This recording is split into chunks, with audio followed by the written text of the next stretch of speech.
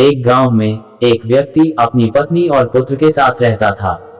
जहां वह और उसकी पत्नी नम्र स्वभाव के थे, वहीं उनका पुत्र बहुत गुस्सैल था। वह हर समय चिढ़ा हुआ रहता था और बात बात पर गुस्सा हो जाया करता था। गुस्सैल स्वभाव के कारण उसकी किसी से नहीं बनती थी। आए दिन उसका आस पड़ोस के लोगों से झगड़ा होता रहता था। उसे कोई पसंद नहीं करता था। उसके कोई दोस्त नहीं थे। माता पिता अपने पुत्र को लेकर चिंतित थे। वे चाहते थे कि उसके स्वभाव में परिवर्तन आ जाए, लेकिन लाख समझाने पर भी उसका गुस्सा जस का तस रहा। एक दिन गांव में एक सन्यासी का आगमन हुआ। वह विचित्र तरीकों से लोगों के जीवन में सकारात्मक परिवर्तन लाने के लिए लोकप्रिय थे। जब माता पिता ने उनके बारे में सुना तो अपने पुत्र को लेकर उनके पास पहुंचे और बोले, बाबा, ये हमारा पुत्र है। समस्या ये है कि इसे गुस्सा बहुत आता है। गुस्से पर इसका कोई नियंत्रण नहीं है। ये हर किसी से लड़ पड़ता है। हमारे समझाने का भी इस पर कोई असर नहीं होता। आप कुछ ऐसा करें कि ये गुस्सा करना छोड़ दे। सन्यासी ने कहा, ऐसा करो, आप अपने पुत्र को आज दिन भर के लिए मेरे पास छोड़ जाओ। माता पिता ने वैसा ही किया। वे अपने पुत्र को सन्यासी के पास छोड़कर घर चले गए। सन्यासी ने लड़के से कहा, पुत्र, मैं तुम्हें एक काम देता हूँ, क्या तुम वह करोगे? लड़का भी अपने गुस्से से परेशान था और चाहता था कि उसकी यह आदत छूट जाए। वह बोला, यदि आपके दिए काम से मेरे गुस्सा करने की आदत छूट जाएगी तो जरूर करूंगा। सन्यासी उसकी बात पर मुस्कुराए और बोले, मैं प्रयास कर रहा हूँ पुत्र, तुम भी मेरा साथ दो। जाओ, चिकनी मिट्टी के 2 ढेर तैयार करो। लड़के ने वैसा ही किया। तब सन्यासी ने कहा, अब इस मिट्टी से 2 दिल तैयार करो। लड़के को ये काम कुछ अजीब लगा, लेकिन वह सन्यासी की बात मानकर मिट्टी से 2 दिल तैयार करने लगा।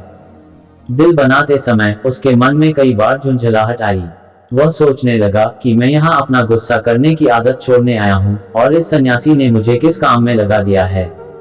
इस तरह तो मेरा गुस्सा खत्म होने की जगह बढ़ जाएगा। लेकिन उसने किसी तरह काम करना जारी रखा और मिट्टी के 2 दिल तैयार कर लिए। वह उन 2 दिलों को लेकर सन्यासी के पास गया और बोला, बाबा, ये रहे मिट्टी के 2 दिल। मैंने आपका काम कर दिया है। अब मैं जिस उद्देश्य के लिए मेरे माता पिता ने मुझे आपके पास भेजा है उस पर आइए, उसके लिए कुछ कीजिए। सन्यासी बोला, मैं अच्छी तरह जानता हूँ पुत्र कि तुम यहाँ क्यों आए हो। पहले मेरा एक और काम कर दो, फिर मैं तुम्हारे गुस्से के लिए कुछ करता हूँ। बताए अब क्या करना है? लड़का मन मार कर बोला, इस एक मिट्टी के दिल को लेकर कुम्हार के पास जाओ और उससे कहकर इसे भट्टी में अच्छी तरह तपाकर वापस ले आओ। लड़का कुम्हार से उस मिट्टी के दिल को तपाकर वापस सन्यासी के पास ले आया। तब सन्यासी ने उसके कहा, अब इस दिल में जो चाहे रंग भर दो। लड़के ने उस दिल को लाल रंग से रंग दिया। रंग चढ़ाने के बाद वह दिल बहुत सुंदर नजर आने लगा।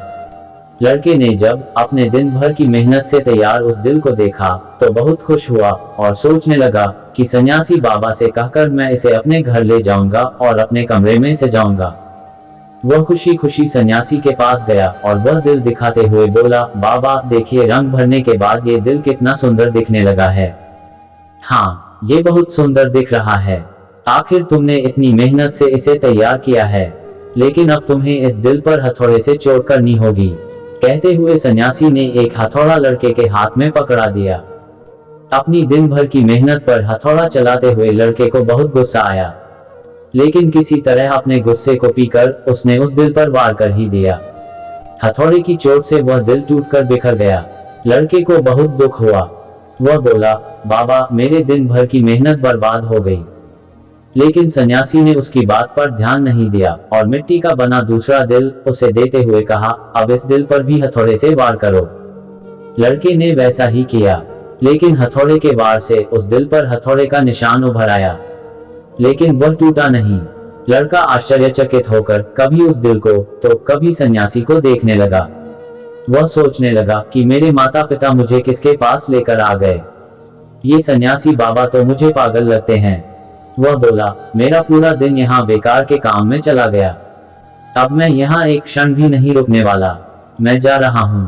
ठहरो। सन्यासी ने उसे रोका, आज दिन भर तुमने जो काम किया उसका वास्तविक अर्थ तो समझते जाओ। लड़का ठिठक गया। सन्यासी उसे समझाते हुए कहने लगे, पुत्र, जिस मिट्टी के दिल पर तुम काम कर रहे थे वह वास्तविक दिल का एक छद्म रूप था। जैसे तुम मिट्टी के दिल को आग की गर्मी में तपाया, वैसे ही अपने दिल को भी क्रोध की भट्ठी में तपाते हो। तुम्हें ऐसा लगता है कि इस तरह तुम इस दुनिया के सामान्य मजबूती से खड़े हो, लेकिन ऐसा नहीं है। जीवन रूपी हथौड़े का एक बार भी तुम्हारा कठोर हो चुका दिल झेल नहीं पाएगा और चकनाचूर हो जाएगा।